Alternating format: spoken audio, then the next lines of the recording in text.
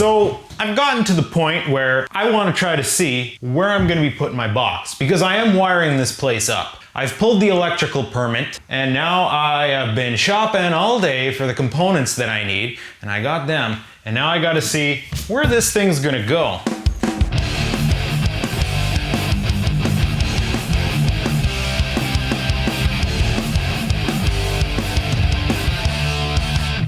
Now I have this scrap piece of plywood left over from the base, 3/4 inch. This will be nice heavy duty. I'm gonna be placing it on the wall right about here. Now I should go get the panel. My panel choice started escalating out of control, you see. I kind of maybe spec'd out for an 8-channel, but then they didn't have stock. And then the 12-channel was only 12 bucks more, so why not? And then I found a 12+2 channel on the Kijiji used. So that's 12 channels plus 2 mains, no main lug here. And it looks like it's gonna fit nicely on this board. So that's my goal for today, get that mounted up. I gotta cut the chowder off this thing first, because it got beaten around a bit. I actually damaged this edge of the board quite a bit in here. Yeah, that's too bad. Let's see. Once I get past the damaged section, we're about 10 inches. All right, we'll cut off 10 inches. Might be able to use that somewhere else. Pop chalk. Now, what do we have for chowder on the other side? Not too bad on the other side. 5 inches. We'll go with round numbers today. Yeah, that's straight. Zip. Zippity-zoos. The measurements don't have to be as exact this time. And this saw works great on plywood. Make sure you don't cut your tire. All right, so the board still fits on this, and I'll have room for fault codes. And by fault codes, I mean accessory boxes. Now, one thing I need to establish, I'm gonna be doing conduit, and some conduit needs a minimum of 5 inches to make its turn. It has to do with how big the tool is. So I'm gonna measure about 6 inches down from the very top. We'll establish that right across. And that's about where I want the top of the box to be. Oh look, convenient scrap plywood, straight edge. Except it's not that straight. Just gonna go ahead and mark up my damn wall. Sure, why not? Now, I need to place this in such a way that my main conduits that are going through the wall don't go throughout a seam. So it has to be centered. Okay, yeah, that's gonna be easy enough. So top of the box there, a little bit of overlap. Now, assuming I wanna make this nice and center, maybe with room on the sides, because that's the thing. I might need to stick something here, so I want a little bit of room. I know I'm gonna have stuff here, some plugs, maybe underneath. That looks good right about there. So we'll say the center of the box is here, and the box measurements are gonna be right about there. This is all rough right now. I just want a rough idea where the box is gonna go. I can finish place it after. So, line those marks up with those marks, and center has to go there. That's gonna be our box placement. Now I'm gonna lower it down to the end bottom here, because I need to mark where these seams are. The way these sheds are designed, your load bearing is on these seams. These seams are like the stud work. So this thing's going to be able to cross across 1, 2, 3, 4 seams, and that should give me more than enough load bearing to be able to do that. My center goes off a little bit now, but there should still be enough clearance to get the conduits through. Oh yeah, lots. I have to punch out one of these large holes here to pass through the big pipe that's gonna feed the main wires. So, there's a seam here, a seam here, a seam here, and a seam here. Now I want to measure these seams and duplicate them here. Right there, and another 16th, plus a 16th. See, I gotta map this for a screw grid. So now I'm gonna pop more chalk. Now I'm just gonna straight up blow some 1/4 inch holes through this thing to make a mounting grid.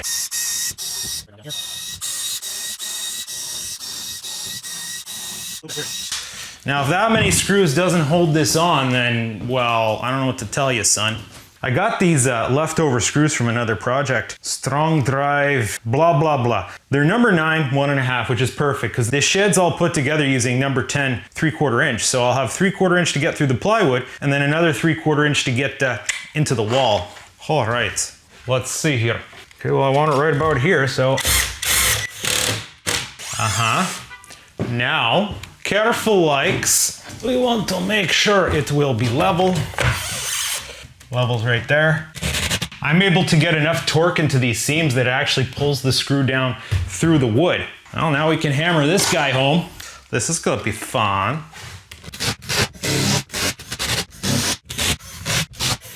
It's pretty standard procedure to install a breaker board on a thing of plywood. That's definitely not going anywhere. So, wanted board center there. Lots of clearance there. So, I'm going to mark here. Put our first hang point. Now I gotta go find some, let's see what we got here. I still have a lot of these number 10 stainless. That'll do nicely. But I'm not going to just hammer them in here. I'm gonna pre-drill. That way we know, guaranteed, it's gonna hold really well. These aren't self-tapping screws. They're also not wood screws, they're metal screws. They'll do if I install them correctly. That means a 1/8 pilot hole.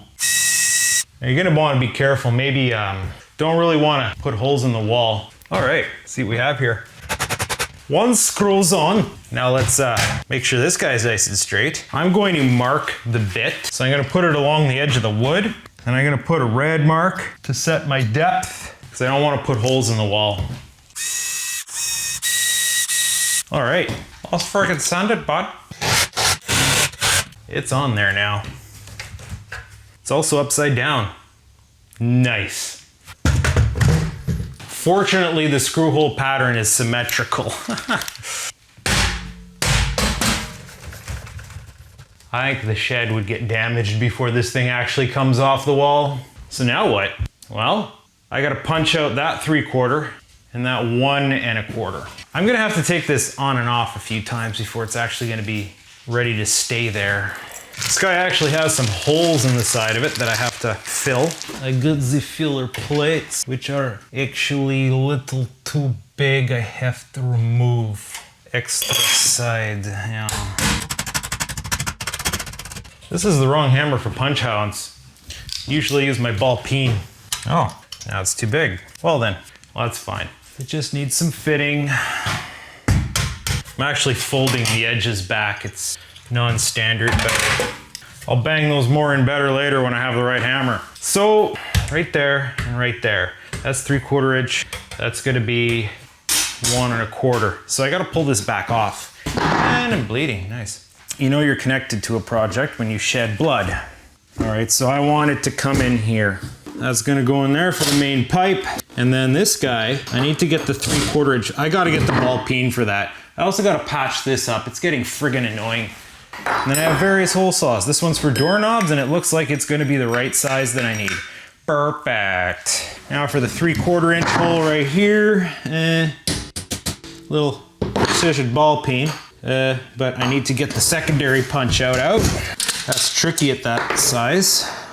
A little bit of pry action. A little bit of pry action. All right, 3/4 inch, check. That's gonna go on there. Now we gotta hang it back up on the wall. So let's mock this up now. Get the level back out. Tighten this one screw, straighten it. Get her figured, holes all line up. Yes, pilot this hole. Trace that hole, I mean. Trace second hole, yeah. And take it back off the wall. Now this is the right size. It's going to mate on the other side with this elbow box. Yeah, that's perfect. That's a perfectly tight fit there. So trick is, we gotta center that now. Figure out exactly where center is. Close enough, and then this guy. All right, well, here's giving her. Thing is, this thing's so tight to the right size, things won't fit together if I don't get the hole exactly in the right place. Yeah, it looks like it'll be okay. Hole saws are tricky because you have to keep pulling them out and clearing the debris out of them, or else they just jam up. Well, that's the board. Now we gotta get it through the wall.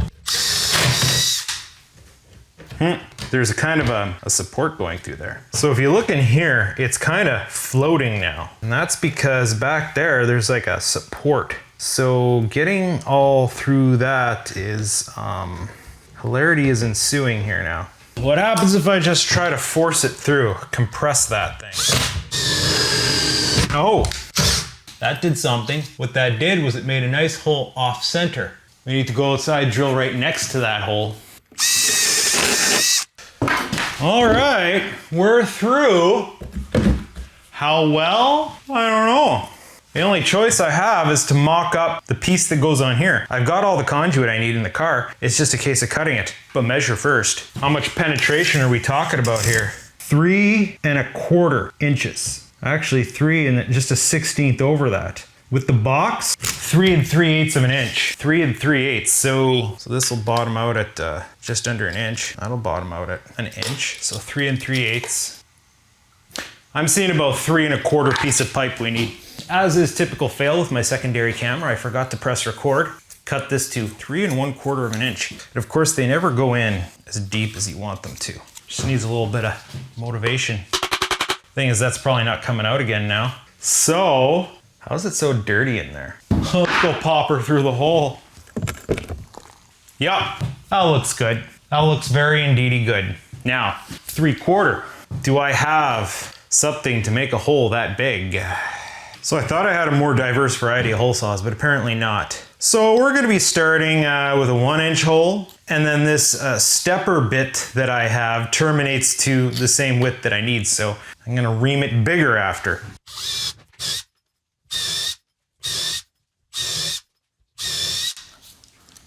All right.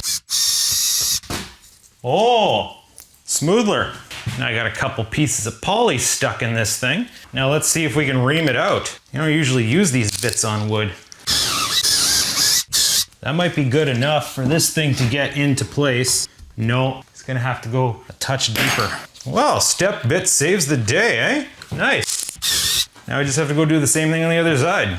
All right, that's our 3/4 inch hole, blown right through. So now, that's gonna fit. Now we need to size that up. Actually, we need to put a hole in a box also. This is what's gonna be on the other side of that thing. We need a certain size hole in this thing. How big a hole is that? Oh, well, oh, look at that. We've got a nice pilot point ready for us. A little bit more. Next one up. Is that gonna work? Yep, there it goes. So how this works now is this adapter flange goes into the box like that, and then this is gonna hammer on there. Or it might need a little bit of, oh, it bottomed out. Well, that coupler's not that well thought out. Whatever, we'll seal it up and it'll be fine. But now we have a 3/4 inch on the back of this. Now we just have to measure once again. 3½ once again. And try to judge the tolerances in here, because we need 3½ from here.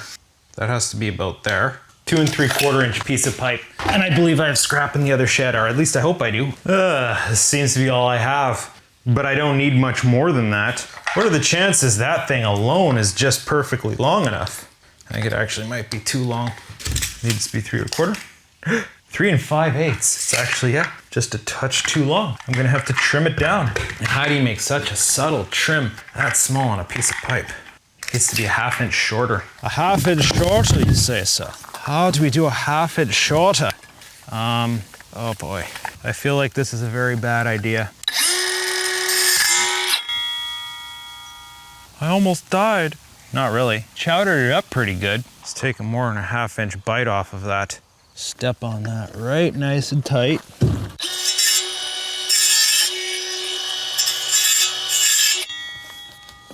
See how it looks now. 3½, we're good.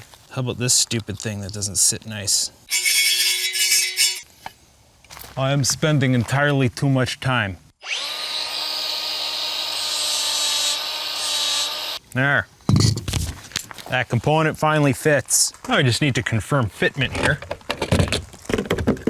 Oh, still sticks out a bit more. See how it clears with the box on. Because the box, there's a gap in behind it. Yeah, no, we got to further trim on this pipe a bit. Now let's see. Yes, yes. Yes, that's good now. Now I gotta bust out the little gooey goo and make those things all permanent. Oh, so very simple. This is PVC cement. I thought it was a 2-part process, but apparently it's only 1 for electrical. Don't want too much. This would probably also excellently glue it to the shed itself. Get it on here, get it in here, make those 2 pieces. Some on here, some in here, then some in here, and some around here. Let that dry. It's gonna dry real quick. Now this guy, slather this on here, slather this on here, then on here. Oh boy, that's a bit much. And in here, and then, and give it a firm push down. Yeah, these pieces are complete. Let's put this 3/4 inch lock washer into place. Right now we're pretty much just loosely test fitting these things. So that's our party there. 2 main in and outs. This guy is where the main big pipe wire is coming in, and that guy is going to be the junction for anything going in and out. So I'm gonna have, like, coming off here, a receptacle there, and going up is gonna be a light. Nevertheless, that's how that's gonna work. I'm gonna have to seal them to the wall. In fact, I might have to do that now because we might have a case of, if it rains, it's gonna be able to get right in there. I'm gonna have to bite the bullet, pop a couple screws in here. That bites in there better than I expected. There, at least it won't pivot all around on me anymore. So what are the chances I have enough of this caulk left? Oh yeah, that's a big bead. If that doesn't seal it, I don't know what will. Here we go, making her permanent. I'll come back later and put some sealing in those screw holes. Should be fine for now, but that's permanently mounted and sealed. This guy, well, that guy. How do we bead in there? All I really gotta do is get a bead across the top so water can't get in. Don't really have to worry about beating it all around. This guy likes to rotate on us. Oh, I just ran out. I had just enough. Now, can I get the washer back on without it turning on me? So we're gonna pull on this. Come on. I'm putting the washer on backwards so it snugs up easier. Okay, now without rotating, snugger. Oh, snugger. All right, double check it's relatively good, and I guess I'm running my finger in it. Like usual, it looks like hell because I did it, but it'll work. So yeah, bud. I need to let that sit and not touch it for a while. This is ultimately gonna be a pair of switches, which I don't currently have. Well, the switches are in inventory, it's just there's nothing to hook up, so I'm just gonna put this cover on to protect this hole. Carefully now, it's just plastic. It's gonna be for the outside lights and the yard light.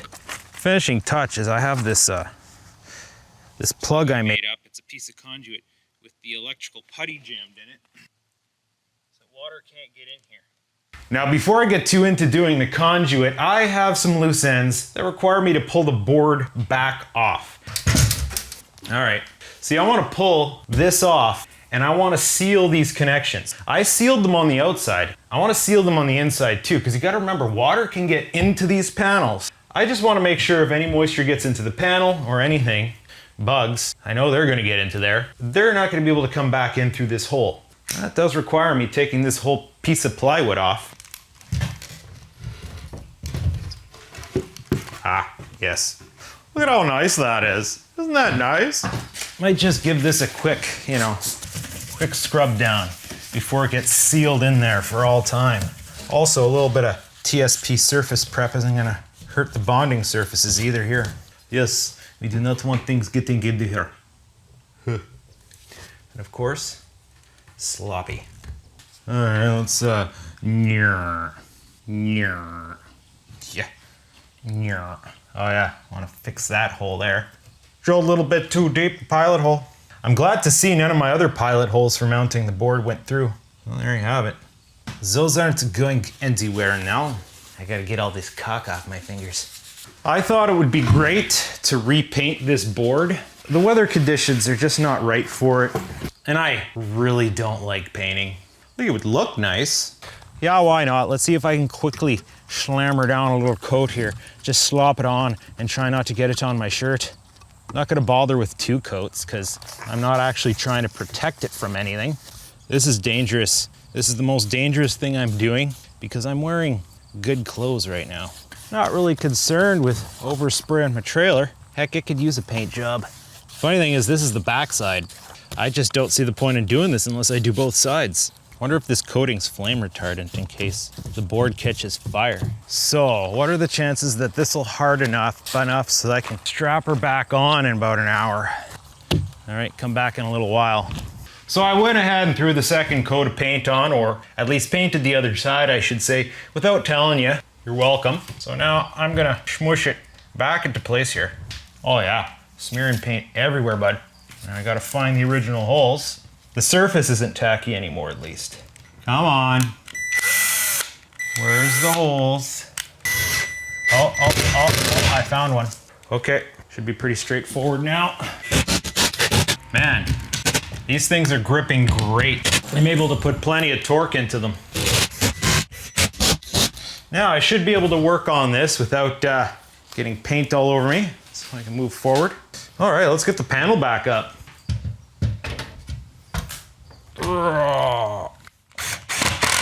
There we go. This should all go back to the same position. Das not going anywhere. Let's get the conduit secured back down. See if I can get this 3/4 inch in place now. Now how about the big one? I might have a tool large enough to span that. I'm gonna have to get like channel locks later or something. That's good enough for now. It's not going anywhere. It's not like that's a mounting point. Oh, boy, this is nice. Yeah,